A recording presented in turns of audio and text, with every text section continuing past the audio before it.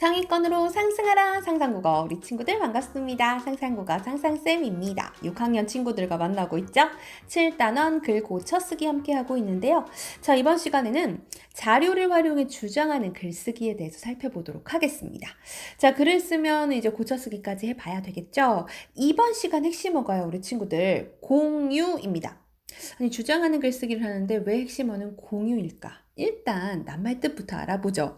자, 핵심어 공유. 국어사전에서 찾으면 여럿이 한 물건을 함께 소유하는 것이라고 합니다. 그래요. 한 물건을 함께 소유하는 것이 공유인데, 그러다 보니까 이제 뭐 책임도 같이 지고, 그렇죠? 좋은 것도 함께 나누고 하는 건데, 왜 공유가 오늘의 핵심어일까 생각하면서, 자, 오늘의 개념은 자료를 활용해 주장하는 글쓰기입니다. 지금부터 살펴볼까요? 문제에 대한 자신의 주장을 정합니다. 주장과 관련해 알고 있는 것을 떠올리거나 자료를 찾아봅니다. 주장하는 글의 짜임을 생각하며 글을 씁니다. 그래요. 주장하는 글을 쓰려면 우리 친구들 주장과 그에 대한 근거가 핵심입니다.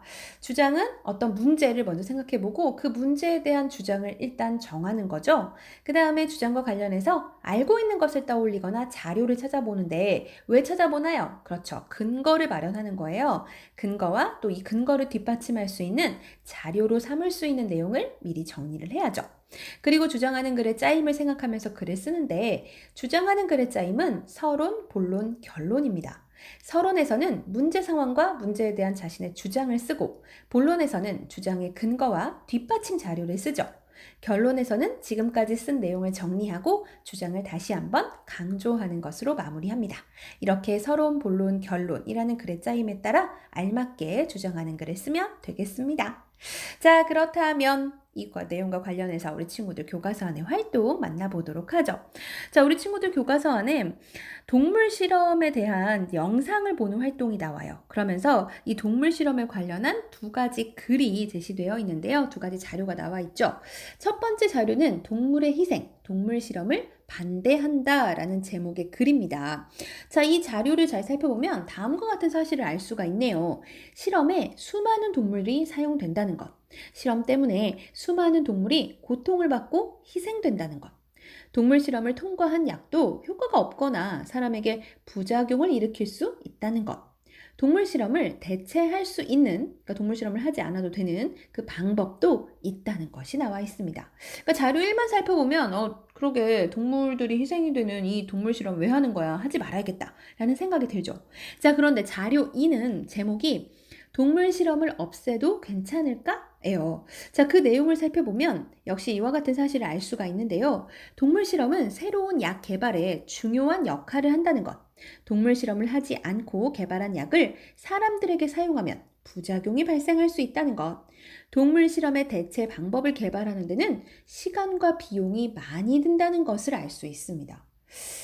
아니, 그러니까 동물 실험을 반드시 해야 된다는 생각을 담고 있다는 거죠. 자, 자료 1의 주장은 동물 실험을 해서는 안 된다는 건데 자료 2의 주장은 동물 실험을 해야 한다는 겁니다. 자, 이렇게 두 가지 자료를 살펴보니까 우리 친구들 어때요? 여러분의 생각은 어떤지 정해졌나요? 아니면 헷갈리나요? 자, 좀 더 살펴보도록 하겠습니다. 우리 이제 글을 쓰려면, 주장하는 글을 쓰려면 이제 주장부터 정하고 이 주장에 대한 근거 또 뒷받침 자료를 정리를 해봐야겠죠. 자, 우선 동물 실험에 대한 우리 친구들의 주장을 정할 수 있을 텐데 주장은 두 가지 중에 하나로 나오겠네요. 동물 실험을 해야 한다. 동물 실험을 하지 말아야 한다. 둘 중 하나로 나오겠죠. 자료 1에서 영감을 얻었다면 동물 실험을 반대하는, 그러니까 동물 실험을 하지 말아야 한다라는 여러분의 주장을 정할 수 있을 거고 자료 2의 내용에서 영감을 얻었다면 동물 실험을 해야 한다. 이런 주장을 펼칠 수 있을 겁니다. 자, 이제 주장이 정해졌으니까 이 주장에 대한 근거와 뒷받침 자료를 정리해 보도록 하죠. 자, 먼저 동물 실험을 해야 한다. 그러니까 찬성하는 쪽에 내용인데요. 이렇게 찬성하는 견해의 근거가 무엇인지 살펴보면 바로 자료 2와 관련된 내용이겠죠. 동물의 생명보다 인간의 생명이 더 소중하다는 것. 또 대체 실험에, 그러니까 동물 실험 말고 다른 대체할 수 있는 실험을 하려면 비용이 많이 든다는 것. 또 동물 실험에 사용되는 동물을 잘 돌보면 문제가 없다는 것. 이렇게 근거를 생각할 수 있을 거예요. 자, 그러면 이유를 뒷받침하는 자료로는 또 어떤 것이 있을까? 그러니까 대체 방법을 개발하는데 6년 이상의 시간과 약 400억 원 이상의 비용이 필요하다라는 사실을 이용해서 대체 실험이 쉽지 않다라는 것을 강조하면 좋겠죠. 그러니까 지금 어쩔 수 없이 동물 실험을 해야 된다라는 겁니다. 자, 이제 반대하는 쪽의 이야기를 살펴보도록 할게요. 자료 1과 관련된 내용이죠. 동물 실험에 반대하는 견해의 근거로는 동물의 생명도 똑같이 소중하다는 것, 또 동물 실험을 대신할 수 있는 대체 실험도 충분히 가능하다는 것, 또 동물과 사람에게 나타나는 반응이 똑같지 않다는 겁니다. 그러니까 동물 실험으로는 긍정적인 효과를 봤다 하더라도 사람에게 또 투약을 했을 때는 전혀 다른 결과가 나올 수 있다는 것이죠. 자, 그러면 이와 같은 근거를 뒷받침하는 자료로는 어떤 것이 있을까? 전 세계에서 해마다 6억 마리의 동물이 희생되고 있다. 라는 사실을 인용한다면 얼마나 많은 동물이 고통받고 있는지 강조할 수 있겠죠. 이렇게나 많은 동물이 매년 희생이 되고 있어요. 동물의 생명도 똑같이 소중한데 꼭 동물 실험을 해야 하겠습니까? 이렇게 말할 수 있다는 겁니다. 자, 뒷받침할 수 있는 자료 또는 근거 더 추가할 만한 건 없을까요? 혼자 머릿속으로 잘 생각이 나지 않는다면 토의를 통해서도 자료를 추가해 볼 수 있습니다. 예를 들어 화장품을 개발할 때 동물 실험을 금지하는 법이 나왔다는 뉴스를 본 적이 있다. 왜 이와 같은 금지하는 법안까지 나왔을까? 이 얘기를 해본다면 반대하는 견해의 근거로 활용할 수 있겠죠. 사람과 가장 비슷한 동물이라는 까닭으로 원숭이를 동물 실험에 많이 사용한다고 한다. 와 같은 내용도 역시 반대하는 견해의 근거로 활용할 수 있을 겁니다. 자, 그렇다면 우리 친구들 이제 우리가 내용 생성까지 다 끝났으니까 주장하는 글의 짜임을 확인해서 잘 내용을 나누어서 글을 쓰면 되겠죠. 서론에는 문제 상황과 문제에 대한 자신의 주장을 쓸 수 있어요.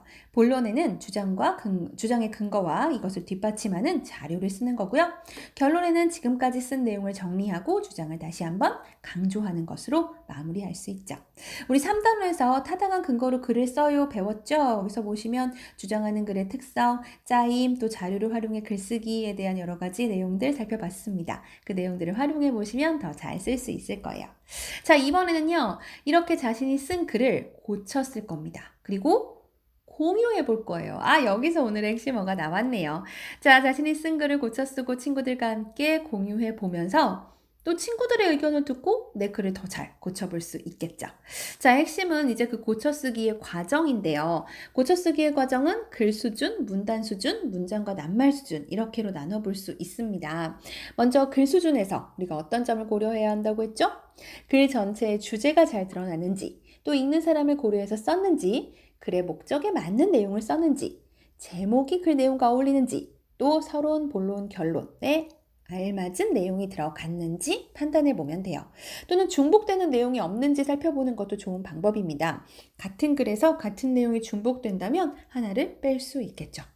자, 이렇게 글 수준에서 우리 친구들의 글을 점검을 해보고 그 다음에는 이제 문단 수준으로 내려오라고 했죠. 문단 수준에서는 한 문단은 하나의 중심 생각만 들어있어야 해요. 과연 그런지 점검해보고 문단의 중심 생각이 잘 나타나 있는지 확인해 봐야겠죠. 중심 문장과 뒷받침 문장이 자연스럽게 연결되는지 확인하는 것도 중요하고 필요 없는 문장이 있다면 역시 삭제하거나 고칠 수 있습니다. 또는 타당한 근거를 들어서 썼는지도 살펴볼 수 있죠. 자, 이와 같은 문단 수준에서 우리 친구들의 글을 꼼꼼히 살펴보면서 고쳤을 수 있겠죠? 자, 이번에는 문장과 낱말 수준입니다.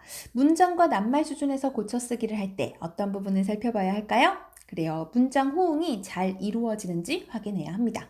또 분명하지 않은 표현을 사용했는지 생각해야 하고 지나치게 단정적인 표현이 있는지 확인해야겠습니다. 또는 알맞은 낱말을 사용했는지 살펴보는 것도 방법이 되죠. 자, 이렇게 문장과 낱말 수준에서 자신이 쓴 글 점검해보고 고쳐쓰기 할 수 있겠죠? 자, 우리 특히 호응 부분에서는요, 우리가 교과서에서 배운 문장 성분의 호응 관계 있죠? 살펴보고 또는 다양한 문장 호응을 더 살펴보는 것도 좋은 방법입니다. 교과서 외에도 여러 가지 호응 방법들이 있으니까요. 자, 이번에는요, 이렇게 내가 내 글을 고쳐 썼죠. 근데 이렇게 고쳐 쓴 글을 혼자서만 간직하는 것이 아니라 친구들과 바꾸어 읽어보는 겁니다. 그야말로 내 글을 친구들과 공유해 보는 거죠.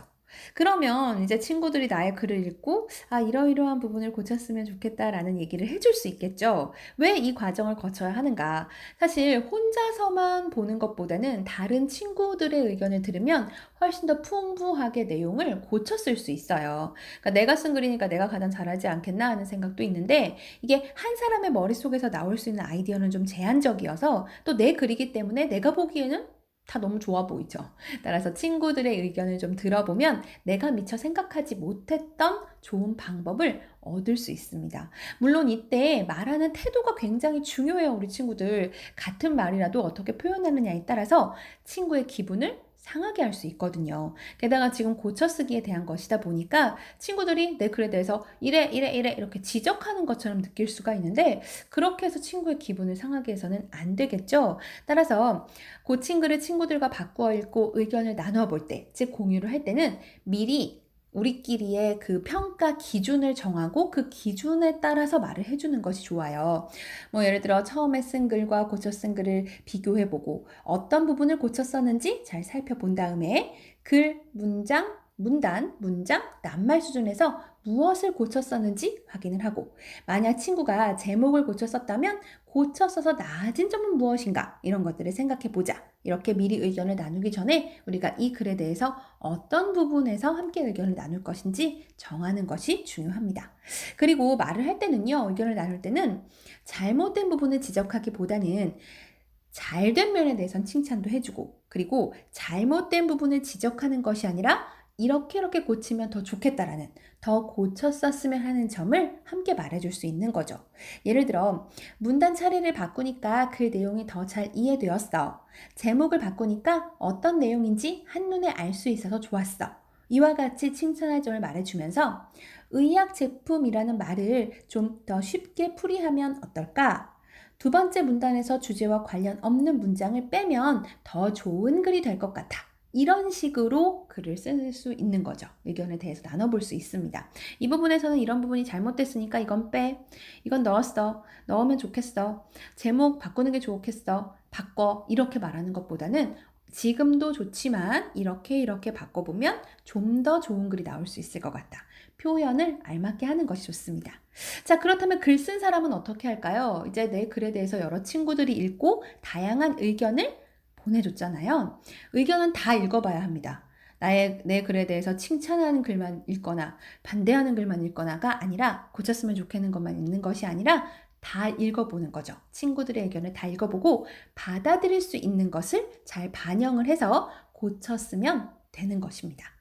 뭐 예를 들어 제목을 바꾸라는 거였어요. 그래서 제목을 바꾸니 어떤 내용인지 한눈에 알 수 있어서 좋았습니다. 라고 한다면 그래요. 친구의 의견대로 바꾸어 써야겠습니다. 이렇게 고쳐 써보니까 좋았던 점, 또 친구 의견을 듣고 생각이 바뀐 점 무엇인지 함께 말하면 더욱 좋다는 거예요. 그래서 이제 그와 같은 생각이나 느낌도 발표를 해볼 수 있겠죠. 예를 들어 글을 고쳤으면 읽는 사람이 더 이해하기 쉬운 글이 될 수 있다는 것을 알았습니다. 누구누구가 낱말을 바꾸어 썼으면 좋겠다는 의견을 주어서 걱정을 두려움으로 바꿨습니다. 그렇게 바꾸니까 더 좋은 글이 나왔습니다. 이렇게 친구가 더 좋은 글을 쓸 수 있도록 도와줘서 고마웠습니다. 이와 같이 의견을 말해볼 수 있는 것이죠.